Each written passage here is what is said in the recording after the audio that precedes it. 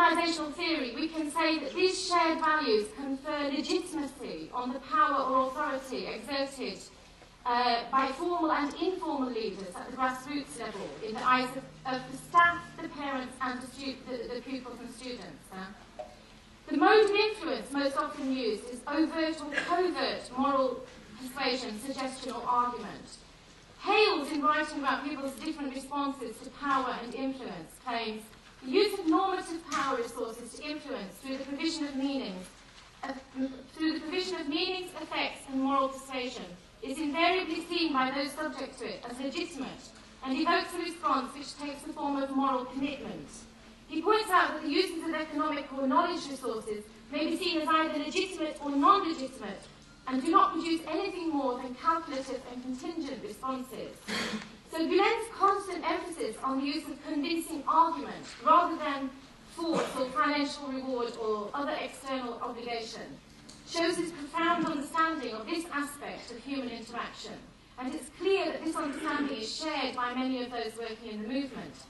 Staff, pupils and parents who are less committed to the values of the organisation are not subjected to domineering, moralistic or punitive approaches. Isabel quotes one of her interviewees, a middle-aged mathematics teacher, saying, "The parents of our students are not asking for a particular religious worldview. What they want for their children, I know very well from my personal experience, because I'm not just a teacher, I'm also the mother of a pupil. What I want for my child is, first of all, good quality education." Other independent observers confirm that the form of dawah practiced in the movement and the schools is, to use Asdal's term, trans-confessional, emphasising universal values. It's indirect, witnessing by example rather than words, and principled in that the mode of influence appears to differ little no matter the location of the school. Gülen has called repeatedly for tolerance throughout society and between nations. There are many examples of this. I think if you've read about, there are, for example, the schools in the Kurdish area in Turkey, they met with great success in spite of initial resistance. Most notably for the external observer, there's no direct teaching of Islam in implementation of the curriculum into schools in Turkey or Central Asia beyond what's formally required within the national curriculum. This kind of teaching takes place outside the classroom and is voluntary. I mean, the students are not obliged to take part in this. It may reflect a very conscious choice not to use available sources of power and influence in ways that could conceivably be perceived as imposed and therefore lacking legitimacy. Especially in places like Central Asia, where Turkey is a relatively rich country and has a lot of resources, it could be seen as imposed very much.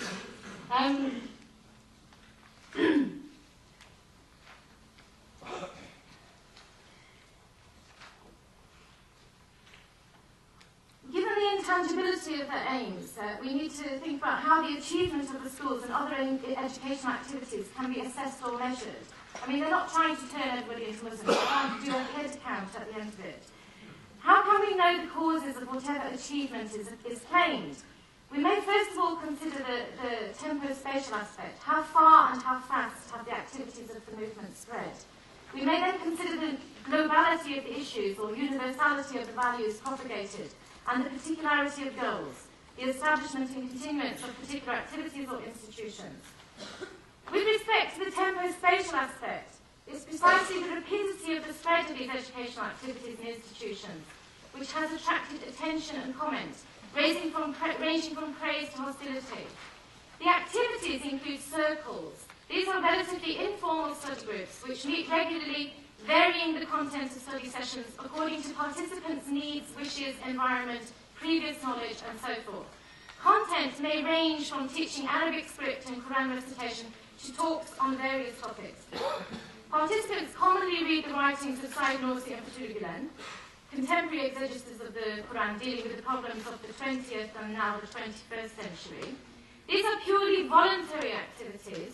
They provide an additional social function, and being peer-led are invariably free of charge.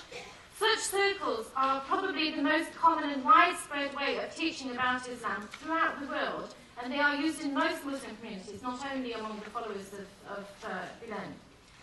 More formally constituted are the private primary and secondary schools, university preparation courses and private universities.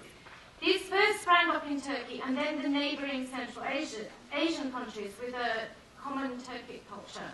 But they've now been established in Southeast Asia, Africa, Russia, Eastern Europe and Australia. In Western Europe, there are community centres and or student hostels in the United Kingdom, France, Germany, Belgium and Holland. These labs provide support for those studying in the mainstream or public education system. Estimates vary as to the exact number of schools associated with followers of Fethullah Gülen, but it's probably true to say that we number something approaching 500 throughout the world.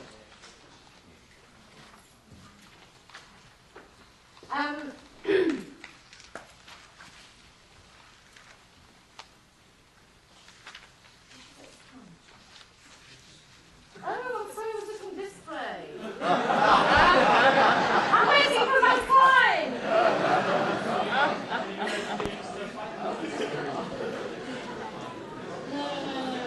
Okay, I'm very embarrassed. We can get that far to move it on. Okay, I'm sorry, I was looking this way. So in the morning, it's on this side.